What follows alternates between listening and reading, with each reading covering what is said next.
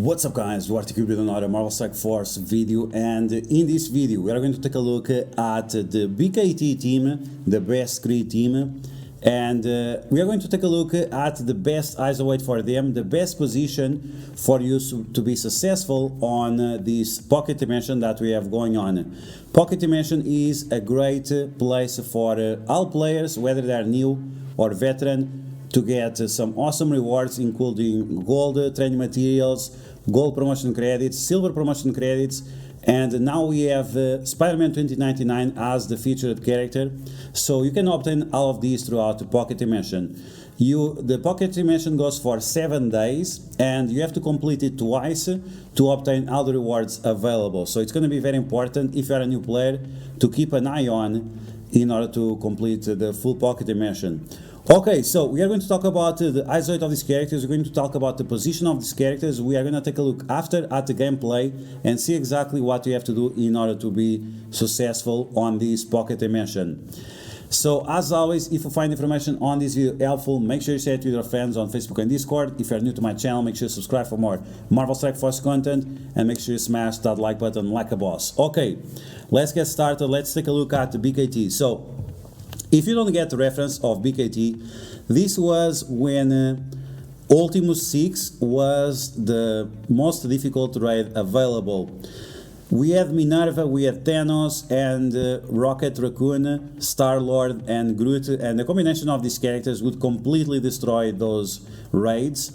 And people were asking all the time, because of the gamma raids and other reasons, what's the best Kree team? Which characters you can put together with Minerva that allow the team to be like the best Kree team?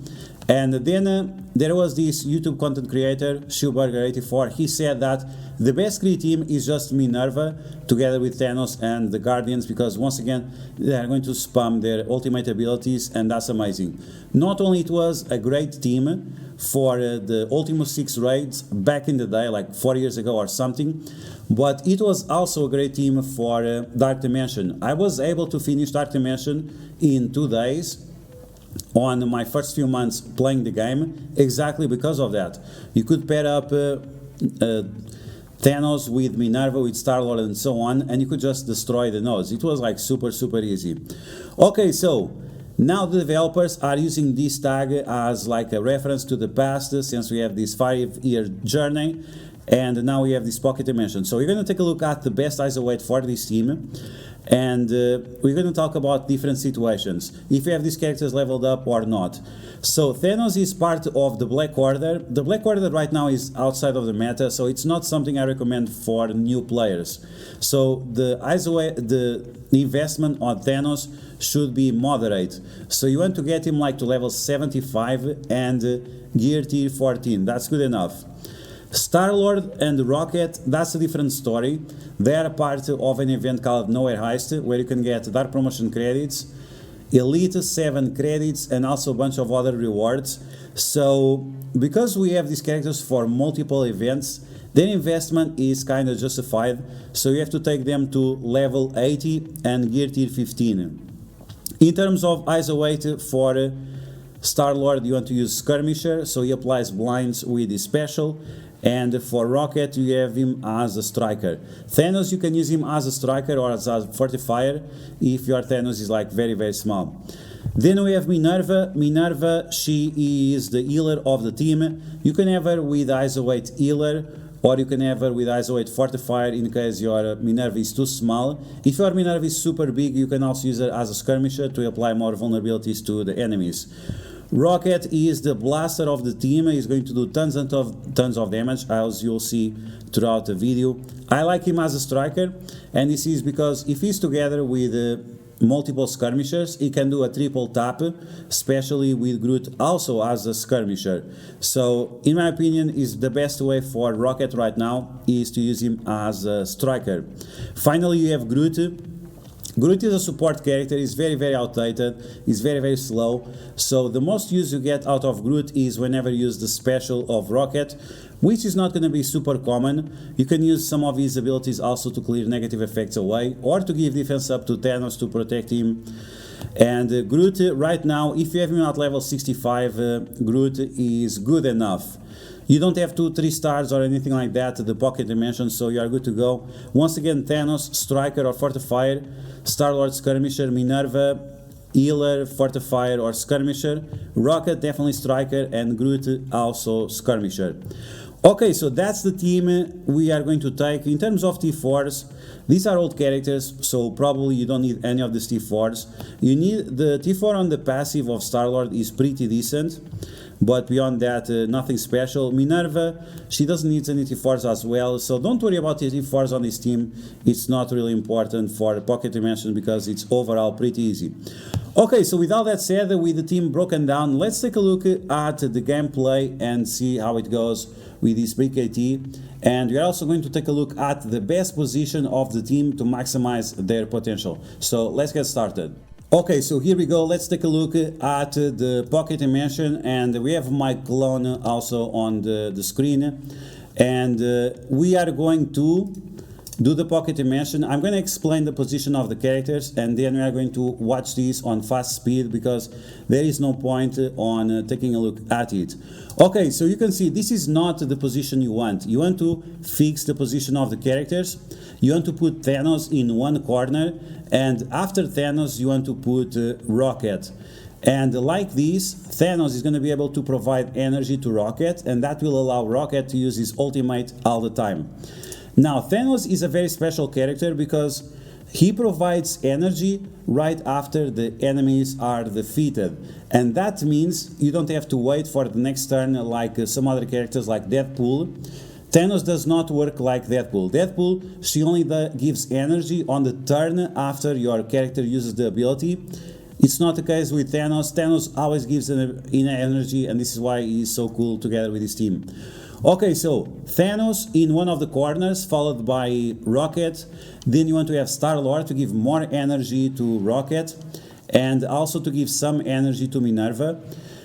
Star-Lord is going to prioritize energy for Guardians from his passive, but his special can give to Guardians or non-Guardians. This is why we want to have a Star-Lord next to Rocket, then Minerva, and finally Groot, so Groot does not steal that additional energy from Minerva. Okay, so with the position of the characters explained, let's get started. And I'm gonna put these on super fast speed because honestly it's quite easy if you have the team at the same size I have, and even if you don't have the team at the same size as mine, you are still going to be able to destroy these, no problem. Okay, so you can see right there is a bunch of energy flying all around it. And now we have the ultimate ready of Rocket. So now we can just spam over and over again the ultimate of Rocket and also the ultimate of Thanos. And if you have the characters at the same size as mine, or even if you have these characters at like level 75 gear tier 14, it should be fine. Once again, you only have to over-invest on Star-Lord and on Rocket for the Nowhere Heist event that shows up once a month. Okay, so you can see ultimate, pretty much everyone destroyed. Then use the ultimate of Thanos, and that's pretty much it. That's why we don't need to watch this on slow mode, because there is no particular strategy. The strategy is all on how you position your characters. Once again, Thanos in one corner, followed by Rocket, followed by Star-Lord, followed by Minerva, followed by Groot. Okay, so once again, big ultimate right there, everyone getting decimated. We do the special of Star-Lord for more energy for Rocket and Minerva. Another ultimate, and that's pretty much it. This is why this team was so popular, and this is why the team was so fun.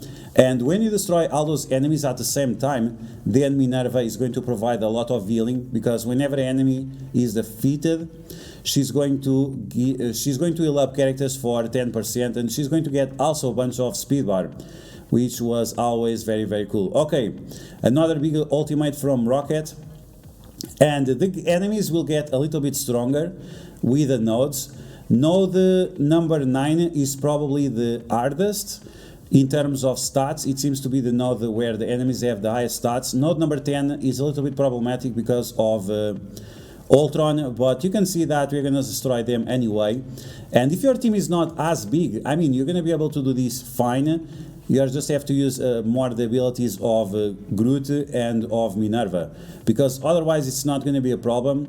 In terms of priorities of the abilities of Groot, you want always to do the special first, so it gives defense up to Thanos, that should be taunting, and you only want to use the special whenever you have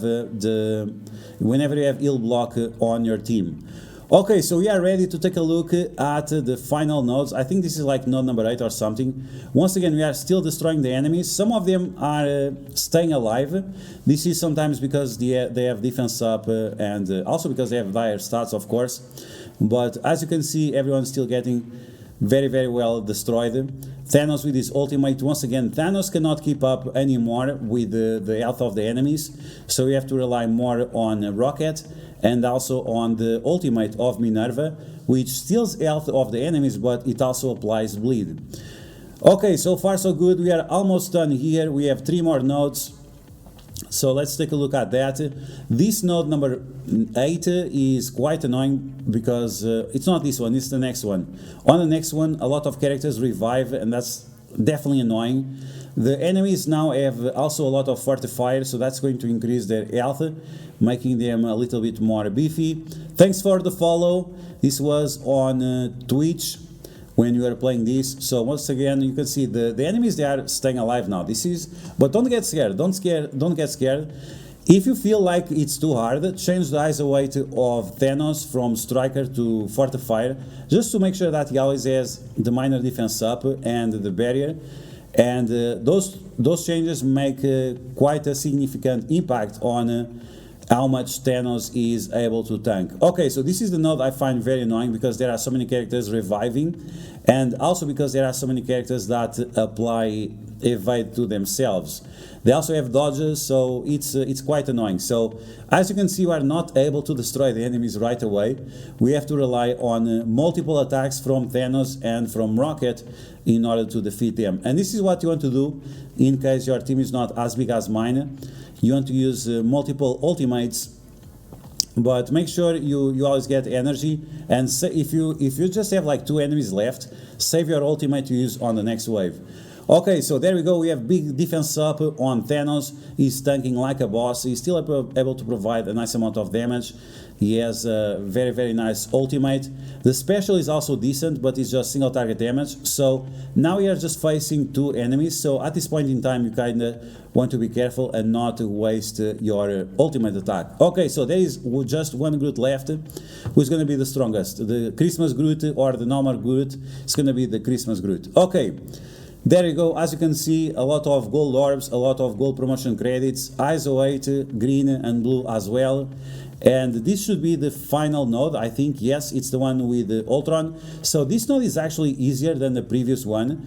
The enemies felt a lot less beefy, but if you are not careful, if you don't have your Thanos with some good stats or with the fortified ISO 8, he might be able to get one-shotted by Ultron. Either way, it's better for your Thanos to get attacked than letting like your Minerva to die, and then you cannot revive the character. So Ultron, last character standing, and now you're gonna take a look at Thanos completely crushing the Ultron with still one of the best animations in the game. In terms of rewards, 25 shards for Spider-Man 2099, and I got a bunch of fully crafted mutant gear, which is very, very helpful. It's gonna help me out gearing up my Firestar in the future, and we also get a bunch of other random gear as well. Okay guys, so that's going to be the video on BKT and on Pocket Dimension. Keep in mind that after you complete your first run on Pocket Dimension, you have to wait 24 hours in order to do your second run, and yes, you need 2 runs to obtain all the rewards possible.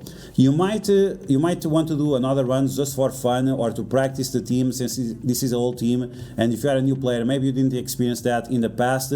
But that's it guys, that's the BKT Pocket Dimension. I hope you guys enjoyed. If you did, make sure you smash that like button, and if you found the video helpful, make sure you share it with your friends on Facebook and Discord. If you're new to my channel, make sure you subscribe for more Marvel Strike Force content, and I will catch you guys later.